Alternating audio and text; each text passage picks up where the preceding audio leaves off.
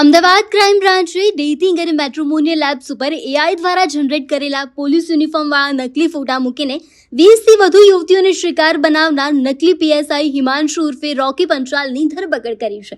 Technical શિક્ષણ મેળવેલો આ આરોપી અગાઉ મુંબઈમાં દુષ્કર્મના કેસમાં પણ ઝડપાઈ ચૂક્યો છે. તે યુવતીઓ અને તેમના પરિવાર સાથે સંબંધ કેળવીને અલગ અલગ બહાને ₹50,000 થી ₹80,000 જેવી રકમો પડાવતો હતો. તેણે લોકોને છેતરવા માટે એઆઈની મદદથી નકલી એપોઇન્ટમેન્ટ લેટર, સસ્પેન્શન લેટર અને આઈટી રેડના પત્રો પણ બનાવ્યા હતા. મુંબઈના નાલા સોપારામાં પણ તેની સામે ફરિયાદ નોંધાયેલી છે. આખરે એક યુવતીને શંકા જતા આખો ભાંડો ફૂટ્યો હતો અને 2 યુવતીઓની ફરિયાદને આધારે ક્રાઇમ બ્રાન્ચે વધુ તપાસ હાથ ધરી છે. અમદાવાદ ક્રાઇમ બ્રાન્ચ દ્વારા એક યુવકની અત્યારે અટકાયત કરવામાં આવેલી છે. આ યુવક વિરુદ્ધ અમદાવાદ શહેરના નવરંગપુરા અને નરોડા પોલીસ સ્ટેશનમાં અલગ અલગ ગુના નોંધાયેલા છે. આ જે બંને ગુનાના કામે એ હાલના આરોપી જે છે એ વોન્ટેડ છે અને એનું નામ છે હિમાંશુ ઉર્ફે રોકી યોગેશભાઈ પંચાલ, જેની ઉંમર 27 વર્ષની છે અને અગાઉ એનો જન્મ અમદાવાદ ખાતે થયેલો હતો, પણ હાલ એ ઉદયપુર ખાતે એક ભાડાના મકાનમાં રહે છે એની માતા સાથે. આ આરોપીની જે મોડસ ઓપરેન્ડી છે એ પ્રમાણે એના જે શરૂઆતનું શિક્ષણ એણે મેળવ્યું એ ટેકનિકલ શિક્ષણ મેળવ્યું હતું આઈટી ફિલ્ડનું, અને ત્યારબાદ એ શરૂઆતમાં મોબાઈલ શોપ અને ફ્લિપકાર્ટ અથવા તો જે પણ ઓનલાઈન જે સર્વિસ પ્રોવાઈડર જે છે ત્યાં એણે આઉટસોર્સ કામ કરેલું અને ત્યારબાદ એની નજીકની જે એક મહિલા જે સગા થતા હતા એટલે કહેવાતા બેન, એમનો ફોન અને એમનું ઇન્સ્ટા હેક કર્યા બાદ એના ઉપર ખૂબ જ બીભત્સ એના સંદેશાઓ મોકલવામાં આવતા હતા અને એ અંગે 2019માં સાયબર ક્રાઇમ અમદાવાદ શહેર ખાતે એના વિરુદ્ધ ગુનો નોંધાયેલો અને એમાં ધરપકડ થયેલી હતી. આ આરોપીની જે મુખ્ય એમો છે એ પ્રમાણે શરૂઆતમાં એ shaadi.com, જીવનસાથી.com, બમ્બલિંગ, પ્રૂ, ક્લિયરિટી ટોક, ફોવેર અલગ અલગ પ્રકારની જે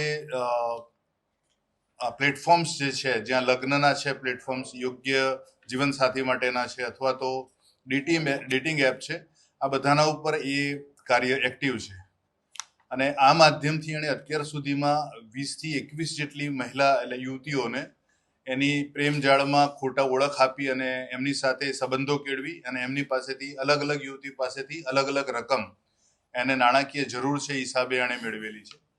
આ જે બંને ગુના નોંધાયેલા છે અમદાવાદ શહેરમાં, એ બંને યુવતીઓને એ આ જ પ્લેટફોર્મ મારફતે મળેલો અને ત્યારબાદ એમની સાથે એવી રજૂઆત કરે કે એ પોતે ખૂબ જ પૈસાની જરૂરિયાત છે, એની પાસે પૈસા છે પણ અમુક પ્રકારની રકમ ઓછી પડે છે, એટલે એ શરૂઆતમાં 50,000, 80,000, 1 લાખ આ રીતે અલગ અલગ જરૂરિયાત મુજબની રકમ પડાવતો. એ સંબંધ કેળવ્યા બાદ આ જે યુવતીઓ છે એના આ જે માયાજાળમાં કેવી રીતે આવતી હતી કે એ પોતે એવું આઈ કાર્ડ પણ ધરાવે છે કે એ પોતે ગુજરાત પોલીસમાં સબ ઇન્સ્પેક્ટર તરીકે ફરજ બજાવે છે.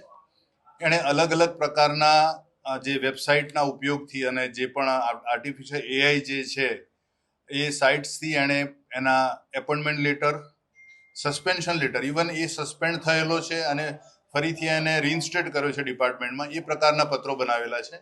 એણે પોતાના ત્યાં આઈટી રેડ પડેલી છે એ પ્રકારના પત્રો બનાવેલા છે. આ બધું એના ફોનમાંથી મળી આવેલું છે અને એ અત્યારે હાલ સાયબર ક્રાઇમ અમદાવાદ શહેરમાં ફરજ બજાવે છે ટેકનિકલ. એટલે પત્ર જોઈને જાણકાર માણસને ખ્યાલ આવી જાય, પણ સામાન્ય નાગરિક માટે પત્ર જોયા પછી એવું લાગે કે આ પત્ર સરકારી કચેરીથી ઇસ્યુ કરવામાં આવેલો છે, કારણ કે એમાં ઘણી બધી વિસંગતતાઓ એવી છે કે ઓળખપત્રમાં 3026માં રિટાયરમેન્ટ બતાવે, જે શક્ય નથી, પણ એ સામાન્ય માણસ માટે સીધી દ્રષ્ટિએ ઓળખાય એવી બાબતો નથી.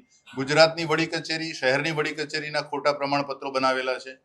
એટલે આ પોતે પોલીસ વિભાગમાં ફરજ બજાવે છે, એક વખત સસ્પેન્ડ થયો છે, એના બેંક એકાઉન્ટ ફ્રીઝ થયા છે, એના ત્યાં આઈટી રેડ પડેલી છે. એટલે એ જે પ્રકારની પ્રોસેસ થતી હોય છે, પ્રોસેસની એના લેટર્સ બનાવ્યા એણે એઆઈની મદદથી અને પછી એનું ફરીથી જાણે નોર્મલ એને રીઇન્સ્ટેટ કરી લીધો છે. એની રેડ, એની આઈટીની રેડમાં એણે ફાઇન ભર્યા પછી હવે નોર્મલ છે, એના બેંક એકાઉન્ટ અનફ્રીઝ થયેલા છે. આ તમામ પ્રકારની માહિતી સાથે એ આ યુવતીઓનો સંપર્ક કરતો અને એના પરિવાર સાથે પણ ગરબો કેળવતો અને કેટલીક વાર એવું કહેતો કે મારી પાસે એક જ ફોન છે અને મારે બીજા ફોનની જરૂર છે, મારી પાસે 15,000 રૂપિયા છે, પણ આ પ્રકારના મોડલના મારે બીજા 80,000 રૂપિયા જોઈએ છે. તો એ રીતે યુવતીઓને બોલાવતો. યુવતીએ પોતાના ફોનથી જે પણ ફાઇનાન્શિયલ ટ્રાન્ઝેક્શનની એપ્લિકેશન છે એનાથી પે કરતા. અને આમ એક યુવતીને શંકા ગઈ કે આ જે 2 વખત પૈસા માંગ્યા પછી આ જે વ્યક્તિ એવું કહે છે કે હું ખરેખર પોલીસ વિભાગમાં છું, અને એને શંકા જતા આ ભાંડો ફૂટ્યો હતો. અને બીજી યુવતીને પણ પાછળથી ખબર પડી કે જેની સાથે સંબંધ ધરાવે છે ખરેખર એક ચીટર છે, એ કોઈ સરકારી કર્મચારી કે અધિકારી નથી, પણ આ એક પ્રકારનું મોહરું પહેરી ફરનારો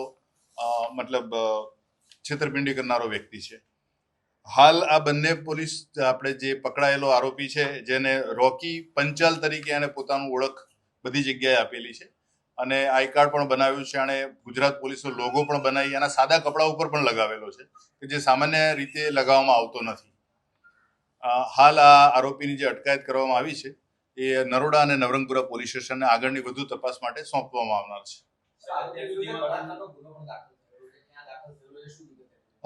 અગાઉ આ જે આરોપી મુંબઈ નાલાસોપારા ખાતે એક યુવતી સાથે સંબંધ ધરાવતો હતો, અને યુવતી સાથે અલગ અલગ જગ્યાએ એક રોકાયેલો હોટલ્સમાં, અને ત્યારબાદ યુવતીને પણ એની સાચી ઓળખની માહિતી મળતા એણે ત્યાં ગુનો નોંધાયેલો અને એમાં એ અટક થયેલો, અને જામીન પર છૂટ્યા બાદ પણ ફરીથી એણે પુનઃ આ જ પ્રકારની પ્રવૃત્તિ ચાલુ કરેલી.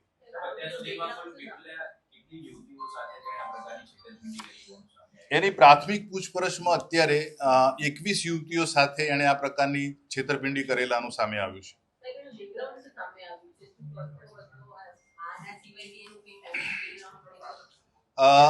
એના પિતા હયાત નથી, એ અને એની માતા 2 જ જણા છે, અને એમના પારિવારિક જે છે તો એના કોઈ પણ વ્યક્તિ સાથે આ માતા અને પુત્રને કોઈની પણ સાથે સંબંધ નથી. એનું મુખ્ય કારણ એ છે કે આ લોકો બધાની સાથે વિશ્વાસભંગ અને છેતરપિંડીની પ્રવૃત્તિ કરે છે, એટલે એમના તમામ સ્વજનો આ લોકોથી કોઈ સંબંધ રાખતા નથી. થોડા સમય માટે એ લોકો દરિયાપુરમાં રોકાયા હતા, ત્યારબાદ એ લોકો ઈસનપુર ખાતે રોકાયા હતા, અને પછી આ પ્રકારની પ્રવૃત્તિ વધતા થોડો ટાઈમ માટે હાલે ઉદયપુર ખાતે દાવજી કી વાડીમાં એ લોકો ભાડેથી મકાનમાં રહે છે.